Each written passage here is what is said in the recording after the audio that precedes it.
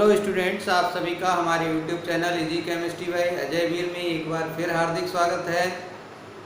आज की क्लास में हम लोग यूनिट 6 ऊष्मागतिकी के एक बहुत ही महत्वपूर्ण टॉपिक का अध्ययन करेंगे, जिसका नाम है ऊष्मागतिकी प्रक्रम। तो ऊष्मागतिक प्रक्रम कौन कौन से होते हैं या उनके प्रकार क्या हैं, ऊष्मागतिकी प्रक्रम है क्या और उसके प्रकार क्या हैं, ये सब इस क्लास में अध्ययन करेंगे।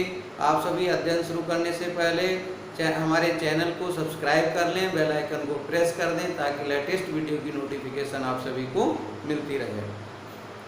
और इससे पहले कि सभी वीडियोस आप हमारी प्लेलिस्ट में जा कर के देख लें, इसके लिए चैनल सब्सक्राइब करना अति आवश्यक है। आइए शुरू करते हैं। ऊष्मागतिक प्रक्रम। तो ऊष्मागतिक प्रक्रम है क्या, सबसे पहले तो ये जान लीजिए।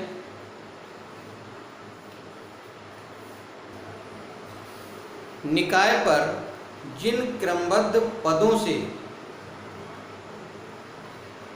ताप, दाब, सांद्रण एवं आयतन में परिवर्तन का अध्ययन किया जाता है, ऊष्मागतिक प्रक्रम कहलाते हैं। ऊष्मागतिक प्रक्रम निम्न प्रकार के होते हैं। समतापीय प्रक्रम, इसे हम कहते हैं आइसोथर्मल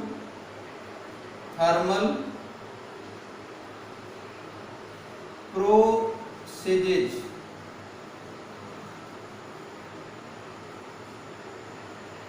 तो आइसोथर्मल प्रोसीजेज यानी वह प्रक्रम जिसमें पूरे प्रक्रम के दौरान टेम्परेचर स्थिर रहता है, टेम्परेचर परिवर्तित नहीं होता, तो ऐसे प्रक्रम को आइसोथर्मल प्रोसेस कहते हैं।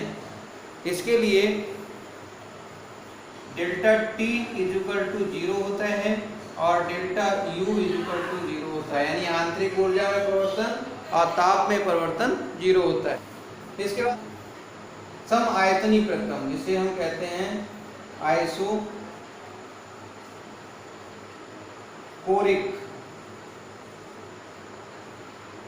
प्रोसीजेस,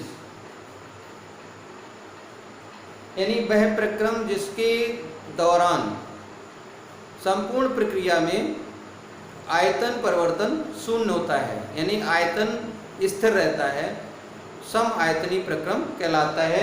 इसके लिए डेल्टा V = 0 होता है। समदाबीय प्रक्रम, जिसे हम कहते हैं आइसोबेरिक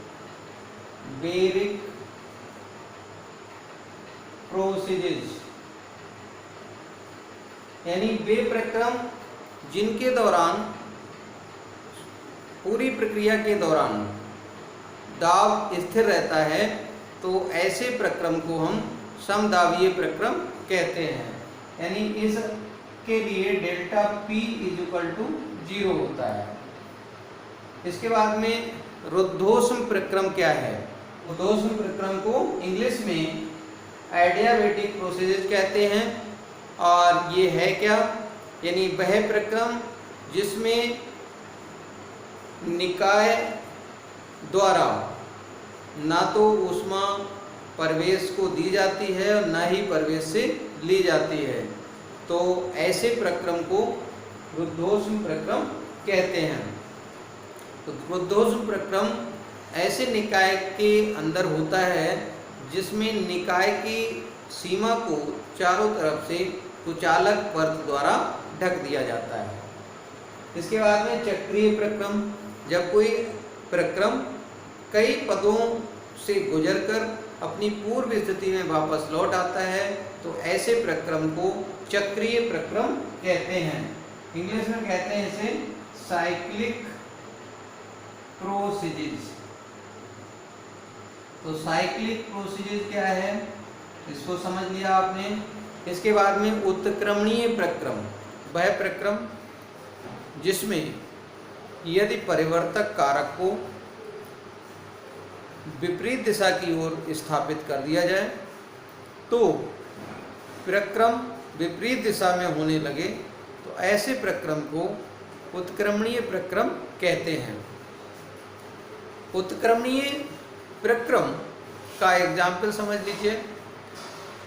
जब जल से बर्फ बन रहा है, जल ठंडा होकर के बर्फ बना रहा है, या जल अपनी ऊष्मा त्याग करके बर्फ में बदल रहा है, तो उस दशा में यदि हम थोड़ा सा टेम्परेचर दे दें, जो उसने ऊष्मा त्यागी है वो उतना टेम्परेचर उसे दे दें, तो पुनः वह द्रव अवस्था यानी जल में परिवर्तित हो जाएगा, जल की द्रव अवस्था में परिवर्तित हो जाएगा, ठोस अवस्था में परिवर्तित होने की अपेक्षा।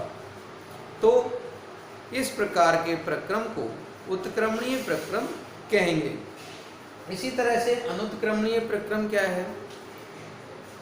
वह प्रक्रम जिसमें यदि परिवर्तक कारक को विपरीत दिशा में स्थापित कर देने पर भी प्रक्रम विपरीत दिशा की ओर ना हो, तो ऐसे प्रक्रम को अनुत्क्रमणीय प्रक्रम कहते हैं।